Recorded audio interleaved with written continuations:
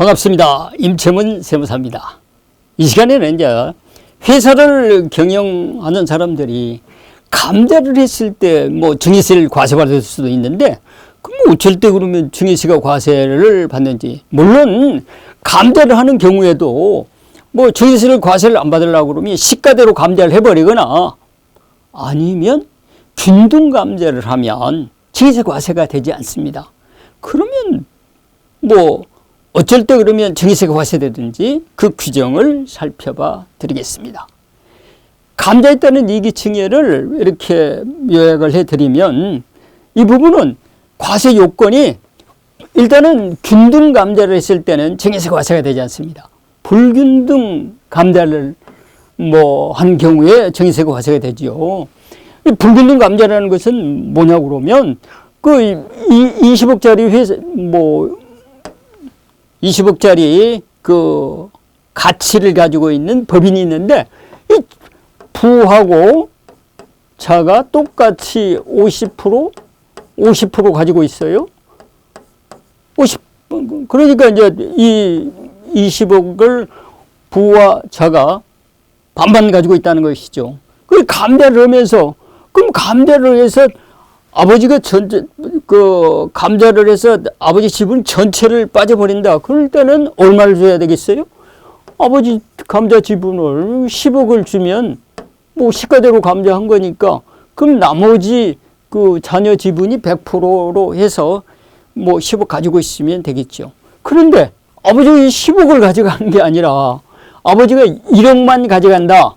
그럼 10억에서 1억을 뺀 9억에 해당되는 것이 회사에 남겨놓고 가겠죠. 그러면 자기 지분 50%는 없애면서 10억을 받아야 되는데 1억만 받았다. 아, 그러면 여기에 대해서 그 과세당국에서는 9억만큼은 그 자녀한테 증여세를 과세하겠죠. 이렇게 불균등 감자가 될 때는 증여세 과세한다. 그리고 저가 감자 시 대주주 등이 이익을 얻어야 되고요. 그리고 고가 감자를 할 때는 대주주 등의 특수관계인이 이득을 얻어야 됩니다. 그러니까 저가나 고가나 다 특수관계인이 뭐 이득을 얻어야 된다. 그런 규정이 있고요. 그 다음에 기준금액은 그럼 과세할 수 있는 기준금액은 감자 주식 평가액의 30% 이상 차이가 나거나 3억 원 이상 차이가 있을 때는 이 두 개 중에 뭐 적은 금액 이상으로 이익이 생긴다. 그럴 때는 과세가 되는 거고요. 물론 여기서 납세 의무자는 감자를 통해서 이익을 받는 대주주가 증여세 과세를 받는 거예요. 여기서 대주주라고 그러면 지분율이 1% 이상이거나 액면가로 봐가지고 1%든지 뭐 1% 미만이라고 할지라도 액면가액이 주식의 액면가액이 3억 원 이상 되는 그런 주식을 가지고 있는 사람은 증여세 과세가 되는 거예요. 그러니까 여기서 1% 이상에 거의 다 해당이 걸리겠죠. 이렇게 액면가 3억 원 이상이다. 이렇게 큰 법인들이 실질적으로 몇 개나 되겠습니까? 그리고 여기서 이제 증여 시기를 알아야 증여세 신고 납부를 할 거 아닙니까? 그 증여 시기는 감자를 위한 주주총회 결의일이 증여 시기가 되는 거예요.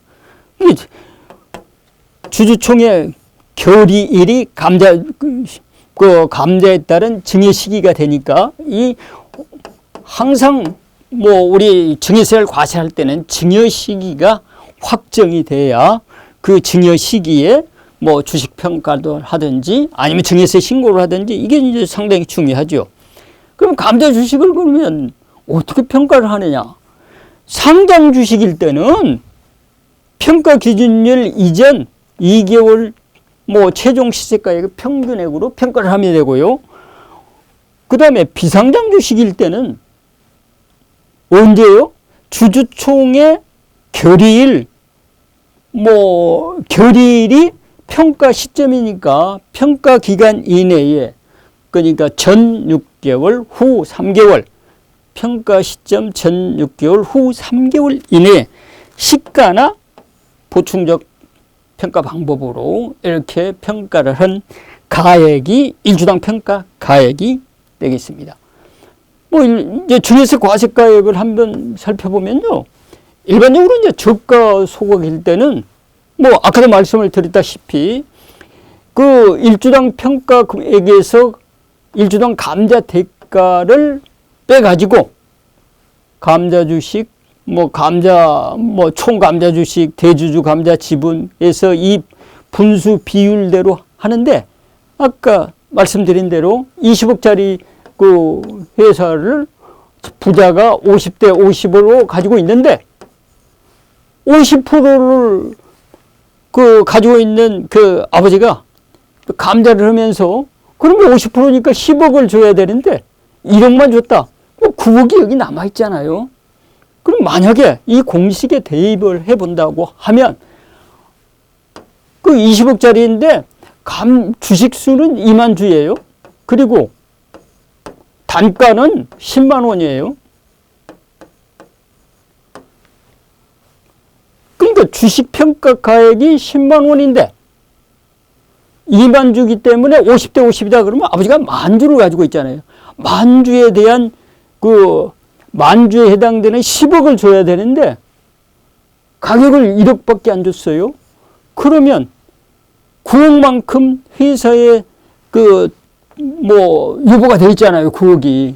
그것은 아들이 증여이익을 갖게 되는 것이죠. 이 공식에 대입을 하게 되면 주식 일주당 평가액이 10만 원이라고 그랬어요. 10만 원인데 만 원만 줬어요.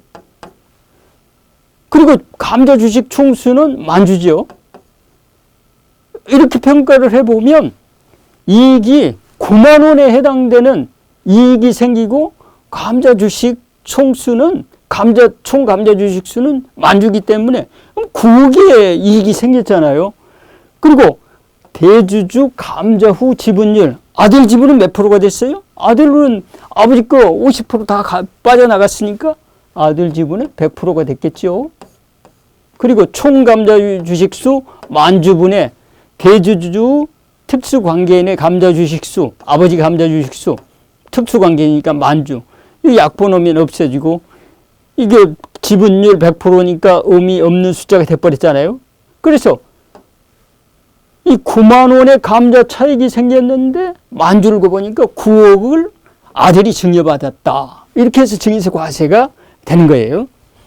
그다음 고가 감자일 때는 여기서는 좀 유의를 하셔야 돼요. 고가 감자일 때는 액면가 대가를 액면가 이하로 줬을 때 증여이익이 발생하는 거예요. 그러니까 그 감자 주식 일주당 평가액이 액면가보다도 낮아야 돼요. 그리고 일주당 감자 대가가 평가액보다도 더 많이 줘야 증여이익이 생기겠죠. 뭐 이 사례를 가지고 도표를 가지고 말씀을 드리면 일단 그 액면가액이 만 원이에요. 액면가액이 만 원. 액면가액이 만 원인데 평가액이 얼마냐 그러면 2,000원이에요. 그러니까 액면가 이하인데 대가를 얼마를 줬냐 그러면 8,000원을 줬어요. 그럼 이 차이 6,000원에 해당되는 것만큼 증여이익이 생기다는 거예요. 만약에 그러면 15,000원을 줬다. 그랬을 때는 어떻게 되는 건가? 이게 평가를 해보니까 2,000원짜리인데 15,000원을 뭐 주는 회사가 있을지는 모르겠지만 가정에서 말씀을 드려보면 이 액면가 10,000원에 해당되는 범위만큼은 이 부분은 증여세 과세를 해요. 그러니까 10,000원에서 2,000원 빼면 8,000원에 해당되는 뭐 금액 곱하기 감자 주식수 하면 증여세 과세가액이 나오고요. 그 다음에 10,000원에서 15,000원 이 차이는 의제배당으로 과세를 하기 때문에 이 부분 액면가 이상에 대한 규정이 없어도 뭐 소득세로 과세를 하는데 굳이 증여세 부분에서 규정을 해놓을 필요가 없잖아요. 그래서 액면가나 대가가 액면가 범위 내로 대가를 줬을 때, 그리고 주식 평가액이 액면가보다도 낮으면서 액면가까지 줬을 때 그 액면가까지 주는 그 차이만큼 증여세를 과세하고, 그 이상 준 부분에 대해서는 의제배당으로 소득세를 과세한다. 이렇게 보시면 되겠습니다. 납세 의무는 반드시 감자를 통해서 이익을 받는 사람이 납세 의무가 되는 것은 뭐 당연하고요. 여기서 이제 실무적으로 좀 유의를 하셔야 되는 것이 뭐냐고 그러면, 법인에서 가지금을 정리하기 위해서 자기 주식을, 그러니까 법인에서 자기 주식을 살 수가 있잖아요. 주주가 법인에게 뭐 주식 매수 청구권을 청구를 해서, 이럴 때 보면 이제 판례를 종종 검색을 해서 보면 이게 상법상 규정이나 상법상 요건을 안 지켜가지고 이게 그 적법한 그 감자가 아니고 이 가지금을 준 것이다.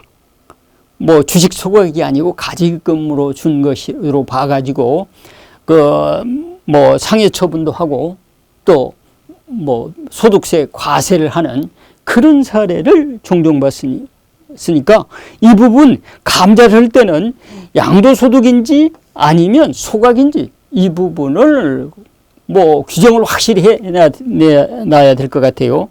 양도소득은 일시 보유 목적이면 양도소득, 그리고 자본이나 뭐 소각 목적이다. 그러니까 자본 감소나 주식 소각 목적이다. 그랬을 때는 의제배당으로 과세를 하니까 이 부분 특별히 좀 유의를 하셔야 될 것 같습니다. 감자에 따른 이익의증여, 이 부분도 종종 과세가 되는 사항이니까 유의를 하셨으면 좋겠습니다. 고맙습니다.